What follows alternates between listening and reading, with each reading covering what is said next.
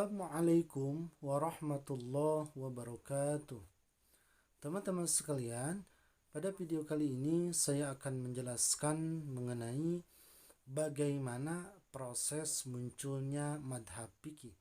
Apakah munculnya madhab fikih ini adalah merupakan gerakan sempalan? Maka jawabannya, madhab fikih tentu bukan gerakan sempalan, sebaliknya merupakan aktivitas keilmuan dan intelektual. Madhab itu adalah ilmu syariat yang sudah dibentuk oleh Rasulullah Shallallahu Alaihi Wasallam dan para sahabat yang prosesnya sudah ada sejak awal dakwah Rasulullah Shallallahu Alaihi Wasallam. Memang terkadang antara satu madhab dengan madhab yang lain tidak sama, sebab madhab itu adalah sebuah metodologi ilmiah tapi manusiawi yang tugasnya menarik kesimpulan hukum dari sumbernya, yaitu Al-Quran dan As-Sunnah. Madhab adalah hasil ijtihad manusia dan hasilnya boleh tidak sama. Yang penting kapasitas dan kualifikasi orang yang berijtihad itu memang harus benar-benar memenuhi syarat. Tidak boleh sembarang orang untuk berijtihad. Dalam kenyataannya, tidak semua orang yang hidup sejaman dan bertemu dengan Rasulullah layak untuk melakukan proses istinbat hukum. Jumlah para sahabat memang banyak. Salah satu riwayat yang menyebutkan bahwa jumlah sahabat Nabi adalah 124.000, tetapi tidak semua berkapasitas sebagai ahli fikih, hanya sebagian saja, yaitu mereka yang benar-benar mendapatkan gemblengan langsung dari Rasulullah Shallallahu Alaihi Wasallam, khususnya dalam hal metodologi berijtihad.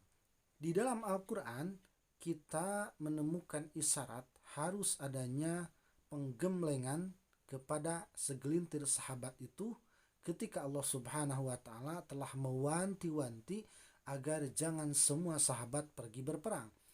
Harus ada sebagian dari mereka, kelompok yang lebih memperdalam ilmu agama demi nantinya bisa mengajarkan kepada sahabat-sahabat yang lain. Allah berfirman, Bismillahirrahmanirrahim.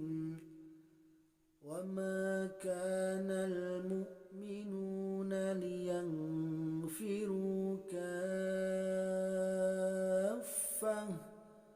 falawla nafara min kulli firqatin minhum ta'ifatun liyatafaqahu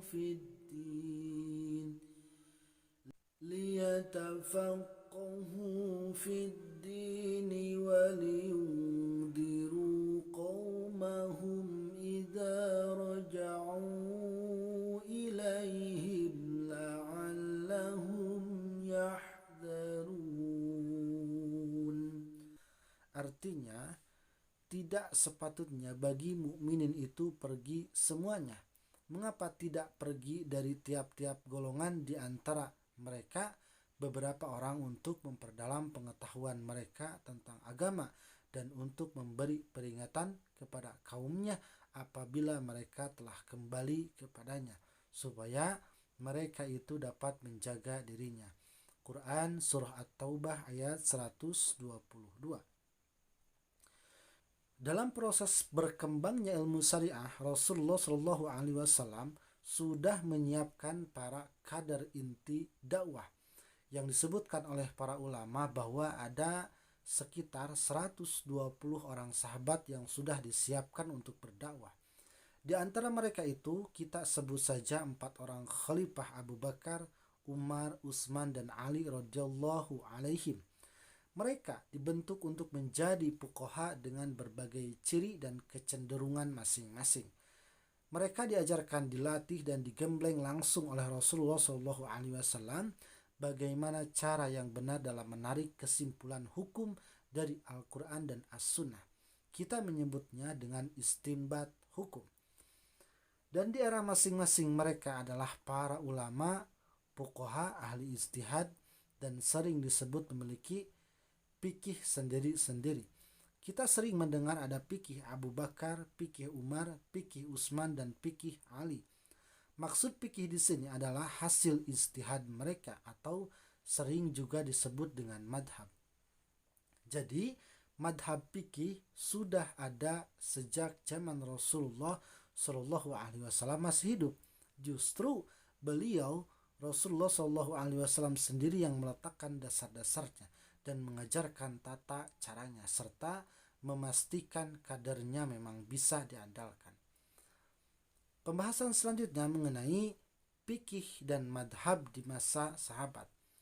Sepeninggal Rasulullah dan para khulafaur rasyidun, banyak sekali para sahabat yang berlevel mujtahid dan fuqaha yang berpencar ke berbagai penjuru peradaban Islam, sebab banyak negeri yang ditaklukkan oleh para mujahidin maksudnya, yang amat sangat membutuhkan pelajaran agama dari para sahabat.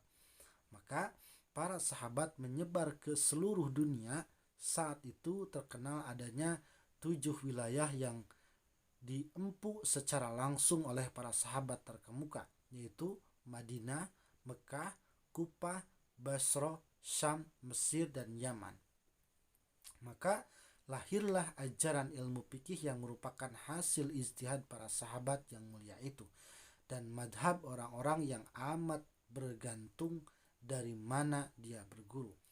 Di masa itu, orang-orang yang sudah bermadhab dalam beragama, tapi yang dimaksud dengan bermadhab jangan dibayangkan dengan berpecah belah atau berkelompok-kelompok.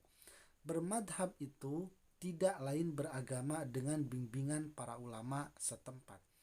Kalau kita hidup di masa para sahabat dan kebetulan tinggal di Madinah misalnya, otomatis madhab kita adalah madhab Ibnu Umar radhiyallahu anhu, karena beliau adalah orang paling alim dan paling paham agama di Madinah. Tapi kalau kita domisili di Mekah, tentu madhab kita adalah madhab Imam Ibnu Abbas radhiyallahu anhu dalam banyak hal. Kedua madhab sahabat itu sangat banyak persamaannya, meski juga ada beberapa yang berbeda.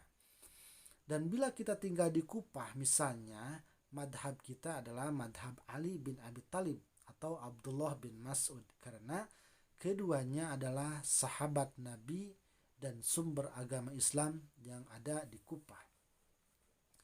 Dan demikian seterusnya. Bila kita tinggal di Syam, kita bermadhab Mu'ad atau Abu Darda. Bila kita tinggal di Mesir, maka kita bermadhab pada Amr bin As dan putranya. Dan pembahasan selanjutnya saya akan memberikan tabel penyebaran fikih dan madhab para sahabat sepeninggal Rasulullah Shallallahu Alaihi Wasallam. Pembahasan selanjutnya mengenai fikih dan madhab di masa tabi'in. Para sahabat di masing-masing wilayahnya kemudian melahirkan para kader-kader baru yang juga meneruskan keilmuannya. Mereka adalah generasi tabi'in, yaitu ulama ahli fikih dan mujtahid. Namun tidak bertemu langsung dengan Rasulullah Shallallahu Alaihi Wasallam, tetapi bertemu dengan para sahabat. Mereka adalah murid-murid langsung para sahabat, dan pada prinsipnya memang sama dengan sebelumnya, di mana seseorang itu menetap dan belajar agama, maka ilmu yang tersedia umumnya adalah ilmu para ulama setempat. Bila di masa itu kita tinggal di Madinah, maka madhab fikih kita adalah madhab Sa'id bin al-Musayyib dan madhab Nabi Maula Umar. Bila di masa itu kita tinggal di Mekah, maka madhab kita adalah madhab Mujahid, Atha, dan Taus. Bila di masa itu kita tinggal di Kufah, maka madhab kita adalah madhab Ibrahim, An-Nakhai, Asy-Sya'bi, dan Al-Qamah. Bila di masa itu kita tinggal di Basrah, maka madhab kita adalah madhab Al-Hasan, Al-Basri, dan Ibnu Sirin. Bila di masa itu kita tinggal di Syam, maka madhab kita adalah madhab Umar bin Abdul Aziz Al-Qaulani. Bila di masa itu kita tinggal di Mesir, maka madhab kita adalah madhab Yazid dan Al-Lais. Bila di masa itu kita tinggal di Yaman, maka madhab kita adalah madhab matrof. Maka bisa kita ambil kesimpulan madhab itu sebenarnya adalah kampus, universitas, dan pusat pengajaran agama yang dipimpin oleh para sahabat dan tabi'in di masa masing-masing. Dan sangat dibolehkan para sahabat dan tabi'in itu punya hasil ijtihad yang berbeda antara satu dengan yang lainnya, sehingga melahirkan cabang ilmu fikih yang saling berbeda dalam beberapa hal. Namun dibandingkan dengan perbedaannya sebenarnya lebih banyak persamaannya. Pembahasan selanjutnya mengenai fikih dan madhab di masa imam yang 4. Di masa berikutnya, peta madhab berubah lagi. Para tabi'in yang disebutkan di atas sudah punya murid-murid baru, dan murid-murid itu juga sudah punya murid lagi, dan ilmu tentang metodologi ijtihad dan istinbat hukum semakin lengkap, bahkan sudah mulai disusun menjadi kitab secara khusus. Yang pertama, Al-Imam Abu Hanifah dan Sufyan Ats-Tsauri di Kufah. Di masa pemerintahan Ali bin Abi Thalib pernah memindahkan pusat pemerintahan dari Madinah ke Kufah, dan bersama dengan itu ikut pula tidak kurang dari 1.500 orang sahabat ahli ilmu bersama beliau. Maka Kufah menjadi negeri yang penuh sesak dengan para ulama dilepas sahabat. Sebelumnya, ketika Umar bin Khattab memerintah, beliau mengutus salah satu seorang sahabat Nabi yang ahli fikih, Abdullah bin Mas'ud radhiyallahu anhu, untuk menjadi pemimpin Kufah serta menjadi guru yang mengajarkan ilmu syariat buat penduduknya, serta bertugas untuk mencetak para ulama ahli fikih. Misi itu ternyata sukses dan berhasil dilakukan oleh Abdullah bin Mas'ud. Tidak kurang dari 4.000 ulama fikih berhasil beliau kader selama bertugas di Kufah. Maka setelah itu lahirlah para ulama mujtahid dari kalangan tabi'in, antara lain Alqamah, Al-Aswan, Masruq, Suraih, Asy-Sya'bi, An-Nakhai, dan Sa'id bin Zubair. An-Nakhai adalah tokoh tabi'in yang menjadi salah satu guru dari Imam Abu Hanifah nantinya. Sebenarnya yang menjadi ulama besar di Kufah bukan cuma Abu Hanifah seorang, tetapi ada banyak sekali ulama yang lain seperti Sufyan Ats-Tsauri, namun yang kemudian menjadi madhab besar, punya murid yang sangat banyak, dan ilmunya ditulis dan dibukukan sehingga tetap hidup terus hingga akhir zaman, memang Abu Hanifah. Kedua, Imam Malik yang berada di Madinah.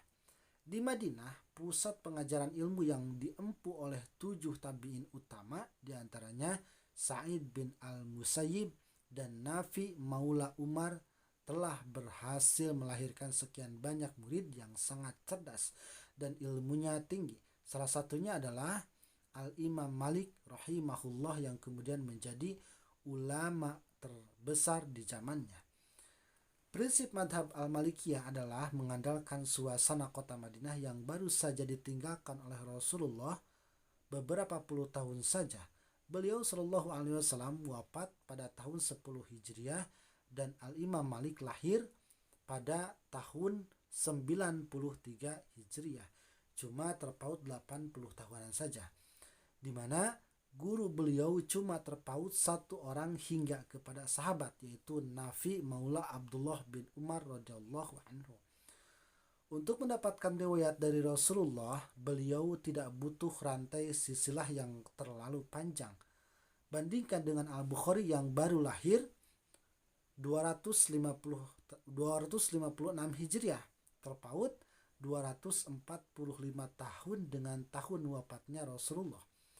Al-Bukhari membutuhkan 5-10 jajaran perawi hadis agar bisa tersambung dengan masa Rasulullah Shallallahu Alaihi Wasallam. Untuk pembahasannya saya cukupkan sekian, mudah-mudahan bisa bermanfaat. Wassalamualaikum warahmatullahi wabarakatuh.